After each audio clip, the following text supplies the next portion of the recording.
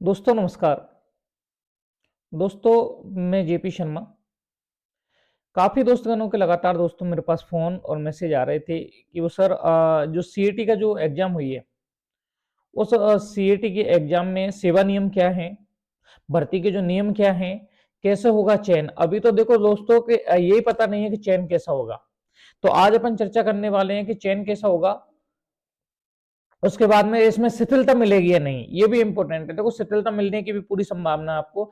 शिथिलता कितनी मिलेगी अपन चर्चा करेंगे कि इसमें कौन कौन सी भर्तियां हैं, और फाइनली मैं आपको फिर बताने वाला हूं कि कट ऑफ क्या रहने वाली है इस भर्ती की। तो दोस्तों अगर आप चैनल पर नए हो तो इसको सब्सक्राइब ज्यादा करें। थोड़ा वीडियो जरूर बड़ा है लेकिन आज क्लियर हो जाएगा सबके सब जो असमंजस की स्थिति में है कि क्या होना है क्या नहीं होना है, तो घबराना नहीं। 10+2 के बारे में आज संपूर्ण क्लियर कर दूंगा, मैं एक एक पॉइंट को क्लियर कर दूंगा। दोस्तों देखिए दोस्तों, ये आपकी जो सीईटी एग्जाम है उस सीईटी एग्जाम है उसके ये दिशा निर्देश हैं। इसको आप पहले पूरी चीज पढ़िए। समान पात्रता परीक्षा एकमात्र पात्रता परीक्षा है। पहली बात तो ये कि ये पात्रता परीक्षा है, ये आपकी नौकरी की गारंटी नहीं देती है कि आपकी नौकरी लगेगी या नहीं लगेगी। समान पात्रता परीक्षा सीनियर सेकेंडरी में सम्मिलित पदों पर भर्ती सुसंगत सेवा नियमों में उपलब्ध के अनुसार की जाएगी, यानी मुख्य परीक्षा पर आधारित है। काफी दोस्त कह रहे हैं कि कुछ नहीं, तो मैं आपको बता देता हूं कि सब कुछ मुख्य परीक्षा पर आधारित है। अब इसमें क्या पास करने वाले हैं वो चीज भी अपन देखेंगे। किसी अभ्यर्थी का समान पात्रता परीक्षा में उपस्थित होने या स्कोर अर्जित कर लेने मात्र से नौकरी की गारंटी नहीं देगा। आपने मान लो किसी ने अगर इसमें है ना 150 प्रश्न, यानी मैं आपको बताता हूं 150 प्रश्नों में से अगर आप किसी ने अगर 290 अंक भी प्राप्त कर लिए, यानी 300 अंक से अगर 290 अंक प्राप्त कर लिए तो उससे कोई मतलब नहीं है, ये आपकी नौकरी की गारंटी नहीं देता। अभ्यर्थियों को भर्ती एजेंसी द्वारा संचालित लिखित परीक्षा या साक्षात्कार या दोनों में आवश्यक रूप से उपस्थित होना होगा, उसे अर्जित करना होगा और सुसंगत सेवा नियमों के एकत्रित अन्य कसौटी भी पूर्ण करनी होगी। समान पात्रता परीक्षा सीनियर सेकेंडरी में सम्मिलित सेवाओं में पदों पर भर्ती के लिए अलग से भर्ती परीक्षा का आयोजन किया जाएगा। मैं आपको बता रहा हूं कि मुख्य परीक्षा पर आधारित रहेगा। मैं आपको यह भी बता रहा हूं आगे जाकर के कितने गुना लेंगे या परसेंट भी लेंगे। दो चीज लिखी हुई है, हम गुना या परसेंट वो चीज देखेंगे। जिसमें से अभ्यर्थियों का चयन श्रेणीवार रिक्त पदों के अनुसार वरीयता के आधार पर किया जाएगा। पहली बात तो यह है कि आपको आरक्षित वर्ग अनुसार लेंगे, ध्यान रखना। जनरल, ओबीसी, एसटी और एससी सब किसके अनुसार लेंगे? जनरल, ओबीसी, एसटी, एससी और ईडब्ल्यूएस, इसके अनुसार इसमें भर्ती चयन होगा। समान पात्रता परीक्षा सीनियर सेकेंडरी स्तर में वर्ष में कम से कम एक बार आयोजित होगी। समान पात्रता परीक्षा परिणाम दिनांक से एक वर्ष होगी। ध्यान रखना कि जो रिजल्ट आएगा उस रिजल्ट कितनी होगी, तो रिजल्ट से सीधी दोस्तों 1 ईयर होगी। रिजल्ट की डेट से लेकर के 1 ईयर होगी। बोर्ड द्वारा उन समस्त अभ्यर्थियों के अंक जो समान पात्रता परीक्षा में उपस्थित हुए हैं उनको प्रकाशित कर दिया जाएगा। अभी आपका कुछ नहीं होने वाला है, कट ऑफ नहीं आएगी। मैं आपको बार बार कह रहा हूं कट ऑफ नहीं आएगी, सिर्फ अंक प्रकाशित होंगे, सिर्फ अंक डाले जाएंगे। ध्यान रखना, कट ऑफ किसी प्रकार की नहीं आएगी, अंक डाले जाएंगे। समान पात्रता परीक्षा में उपस्थित होने के प्रयास संख्या के संबंध में कोई निर्बंध नहीं है। अभ्यर्थियों को पास समान पात्रता परीक्षा अपना स्कोर सुधारने का अवसर होगा, यानी समान पात्रता परीक्षा में सम्मिलित पदों में आने वाली परीक्षा का पूर्व सर्वोत्तम माना जाएगा। इसका तो मतलब ये है कि मान लो कोई वैकेंसी नहीं आती है तो आप पुनः सीईटी दे लेना अगले साल, और जिसमें ज्यादा अंक होंगे वो मान्य होगा, यानी निकटतम जो वाले निकटतम वो मान्य होगा, जो खास बात नहीं है। अगला पॉइंट देखो, इसने क्या लिखा है? शिथिलता। देखो मैं आपको इसमें बता रहा हूं, ये इंपॉर्टेंट है। समान पात्रता परीक्षा में उल्लिखित अधीनस्थ लिपिकीय सेवा भर्ती में शासित करने वाले किसी नियम के अंतर्दृष्टि किसी बात होते हुए भी कोई भी व्यक्ति समान पात्रता परीक्षा में लिखित पदों का चयन संचालित लिखित परीक्षा में साक्षात्कार या दोनों में उपस्थित होने का पात्र नहीं होगा, यदि मैं सीएटी में न्यूनतम अंक अर्जित नहीं करता हो। मतलब सीएटी अगर उसने पास नहीं की है तो वो डायरेक्ट आप मुख्य परीक्षा नहीं दे सकते, इसका मतलब ये है। अगला क्या है देखो, उक्त श्रृंखला में देखो ये, हाँ ये न्यूनतम अंक अवधारित करते समय भर्ती एजेंसी विचार करेगी समान पात्रता परीक्षा में पद विज्ञप्त रिक्तियों के कुल 15 गुना, ये लिख रहा है ना, कुल 15 गुना अभ्यर्थी इस प्रकार विज्ञप्तियों रिक्तियों के आवेदन करने के पात्र होंगे, किंतु उक्त श्रृंखला में उसे समस्त अभ्यर्थी जो वही अंक अर्जित करते हैं भर्ती एजेंसी द्वारा निम्नतर श्रृंखला में नियत किए जाने वाले पात्रता उल्लिखित पदों पर चयन के संचालित लिखित परीक्षा के दोनों में प्रवेश दिया जाएगा। अब ये इंपॉर्टेंट बात है, इन्होंने लिख दिया भाई साहब के 15 गुना अभ्यर्थी लिए जाएंगे, लेकिन जनरल मैं आपको समझा रहा हूं कि चीज को, ओबीसी, ईडब्ल्यूएस, एसटी और एससी, मान लो कि जनरल की कट ऑफ आपकी गई 70 क्वेश्चन गई है ना, 75 क्वेश्चन गई, 150 अंक गई, तो 150 अंक में जितने भी कैंडिडेट होंगे वो सबकी सब ले लिए जाएंगे, ये साफ लिख रहा है। तो दोस्तों घबराने की कोई बात नहीं है, आपकी 10,000 प्लस एलडीसी आ रही है, तो 10,000 प्लस एलडीसी का मतलब होता है 1.5 लाख, 15 गुना, लेकिन 1.5 लाख से मतलब नहीं है, निम्नतम 12 भी आएंगे, तो इसमें लगभग 20 गुना कैंडिडेट आने वाले हैं, यानी 2 लाख कैंडिडेट पास होने वाले हैं, ध्यान रखना, ये सबसे मेन इंपोर्टेंट है। उसके बाद में कट ऑफ बताऊंगा आपको। परंतु यदि भर्ती एजेंसी की यह राय हो कि समान पात्रता परीक्षा में उल्लिखित पद भर्ती के लिए संचालित लिखित परीक्षा साक्षरता दोनों में उपस्थित होने के कारण साधारण मानक के आधार पर आरक्षित प्रवर्ग के अभ्यर्थी पर्याप्त संख्या उपलब्ध नहीं हो, पर्याप्त संख्या अगर उपलब्ध नहीं होगी तो ऐसी स्थिति में शिथिलता दी जाएगी, साफ लिखा हुआ है।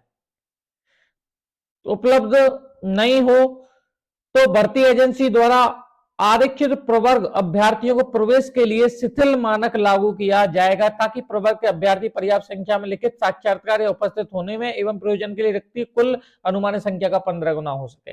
मतलब कहने का मेरा तात्पर्य आपको ये बता रहा हूं कि मान लो कि एसटी एससी में अगर पर्याप्त संख्या नहीं होती है तो उनके लिए क्या दी जाएगी दोस्तों, तो उनके लिए शिथिलता दी जाएगी, ध्यान रखना, उनके लिए क्या दी जाएगी, शिथिलता। अब शिथिलता तो दी जाएगी, लेकिन शिथिलता में एक कंडीशन है कि किसी ने भी अगर सीईटी में शिथिलता ले ली तो ध्यान रखना, साफ लिखा हुआ है कि मुख्य परीक्षा में वो अपनी ही कैटेगरी में रहेगा, अपने ही वर्ग में रहेगा, ये साफ लिखा हुआ है। ऐसा नहीं है कि उसने किसी ने शिथिलता यहां ले ली तो वो अपनी जनरल में जा सकता है, नहीं जाएगा, वो उसी कैटेगरी में रहेगा। आगे देखिए, देखो विचार की गई सीमा शिथिल मानी जाएगी, तथापि लिखित परीक्षा साक्षरता दोनों में उपस्थित होने के लिए इस प्रकार के अतिरिक्त रूप में आहरित अभ्यर्थी केवल प्रवर्ग आरक्षित पद पर ही चयन हो पाएंगे। सीधा सा लिखा हुआ है कि जिन्होंने शिथिलता ली है वो अपने ही वर्ग में रहेंगे, सीधी सी बात है, वो अपने वर्ग से बाहर नहीं जाएंगे। समान पात्रता परीक्षा, देखो समान पात्रता परीक्षा में उपस्थित होने से पूर्व अभ्यर्थी द्वारा स्वयं यह सुनिश्चित किया जाना चाहिए कि मैं समान पात्रता परीक्षा में सम्मिलित किसी पद हेतु आयु, शैक्षणिक अर्हता आदि कोई के संबंध में पूर्ण करता करती है। समान पात्रता परीक्षा ये तो कोई मतलब नहीं है, उसको नियमों को पता होना चाहिए, इसका मतलब तो ये है।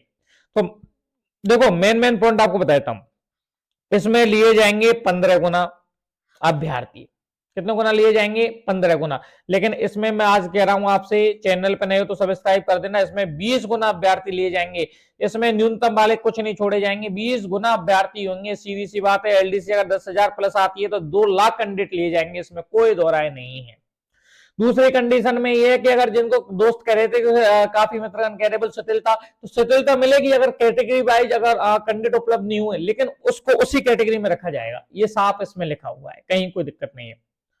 अब मैं आपको बता रहा हूं दोस्तों कि ये देखो ये भर्तियां 7 जो अपन पहले चर्चा भी कर चुके हैं कि ये 7 भर्तियां जो आपकी जो सीएटी है वो सीएटी 10+2 में आने वाली है। इनमें जो इंपोर्टेंट भर्ती है तो एक तो ये है, तीनों आपके सचिवालय वाली एलडीसी है, आपकी अधीनस्थ वाली एलडीसी है, और आपकी जो आरपीएससी में जो एलडीसी लगते हैं वो वाली है।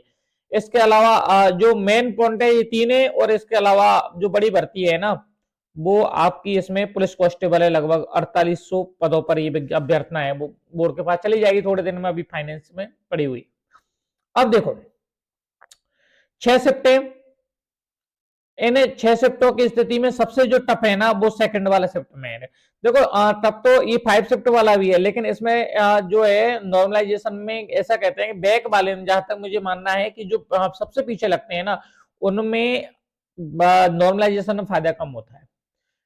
ये जो फर्स्ट शिफ्ट वालों को ज्यादा फायदा होने वाला है, तो इसमें जो सबसे टफ है ना तो वो सेकंड वाला है, तो इस नॉर्मलाइजेशन सेकंड वाले को फायदा होने वाला है।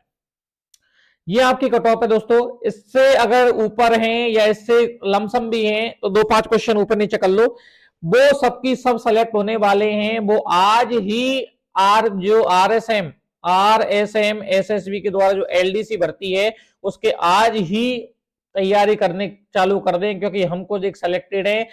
अगर चैनल पर नहीं हो तो अपन डेली क्यूज चालू करेंगे, डेली अपन पढ़ाना चालू करेंगे आरपीएससी एलडीसी के बारे में। मैंने इससे पहले वाले वीडियो में बताया भी है खुल करके कि ये सिलेबस रहने वाला है, ये स्थिति रहने वाली है, कैसे चयन करें, टाइपिंग के कितने नंबर मिलते हैं, फर्स्ट पेपर कितना, सेकंड कितना है। तो देखो जनरल की मेल है वो 160 नंबर जिसके आ रहे हैं वो सबकी सब पास हैं। फीमेल 155 नंबर जिसके आ रहे हैं सबके सब पास है। ओबीसी 155, महिला 150, ईडब्ल्यूएस 150, महिला 145, एससी 130, महिला 125, एसटी 125 और महिला 120। अगर ये नंबर आ रहे हैं ना तो वो आज ही तैयारी चालू कर दें, इनसे आसपास आ रहे हैं, घबराने कहीं बात नहीं है। इसमें मुझे लगता है 2 लाख प्लस कैंडिडेट लिए जाएंगे और बड़ा सुनहरा मौका है। ये तुम्हारा जो सबसे बड़ी भर्ती है आरएसएम एसएसबी की, जो सबसे बड़ी भर्ती है ना वो है आरएसएम एसएसबी की एलडीसी भर्ती, ध्यान रखना। और इसी में आने वाला पुलिस, मैं आपको कल या परसों पुलिस के बारे में पूरी चीज आपको न्यूज बता दूंगा। विभाग में भी जाकर के अपन चर्चा करेंगे कितने पोस्टों पर अभ्यर्थना आए। देखो डीओपी में तो आपकी फाइल पड़ी हुई है राजस्थान पुलिस वालों की, अब पता चलता फाइनेंस की स्थिति है तो ऑफिस जाकर के पूरा चर्चा करेंगे। देखो दोस्तों सीएटी जो एग्जाम है उस सीएटी में जो मेन पॉइंट है ना वो एक तो सबसे बड़ी है कि आरएसएम एसएसबी की जो एलडीसी भर्ती है वो एलडीसी भर्ती है दोस्तों 10,000 प्लस पदों पर आने वाली है। दूसरा है आपकी राजस्थान पुलिस, और जो राजस्थान पुलिस है वो आने वाली है आपकी 4800 प्लस पदों पर। दोनों ही भर्तियों में है। देखो आरपीएससी एलडीसी में तो मैंने आपको बताया था कि 2 पेपर होने वाले हैं इसमें। एक में तो आपकी हिंदी और इंग्लिश होती है, हिंदी और इंग्लिश 75 क्वेश्चन होते हैं, एक 75 हिंदी के और 75 इंग्लिश के। दूसरी में जो दूसरा पेपर होता है ना जिसमें 50 मैथ के होते हैं, 50 साइंस के होते हैं और 50 हैं वो राजस्थान जीके के होते हैं। उसके बाद में ये दोनों में क्वालिफाई कर लोगे आप 40% फर्स्ट पेपर में, 40% सेकंड पेपर में, तो फिर आपकी कंप्यूटर टाइपिंग होती है।